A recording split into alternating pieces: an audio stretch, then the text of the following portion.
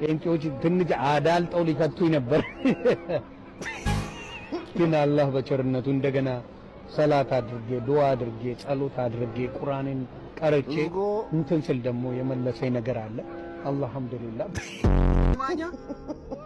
ገነት ራሱ ቢገቱኝ አልፈልግም ነው ለምን ግልጽ አድርጌ ነው ማለት ኖ አይመቸኝም እነ ማይክል ጃክሰን የሉም ነው መብራን አልፈልግም ክርስቶስ ነው አዳኝ ክርስቶስ ነው አማላጭ ይላል መጽሐፉ የማይለውን ነው ማነብላችሁ የማንም እንዳትብል እንዳታመብኝ እንዴት ለስዕል ሊሰገድ ይችላል እኛ ሙስሊሞች አናደርገው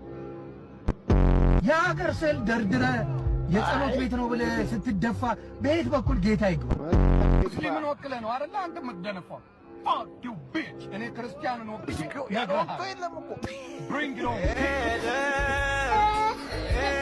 ወዳም ለቱሜ ኢየሱስን አምኖ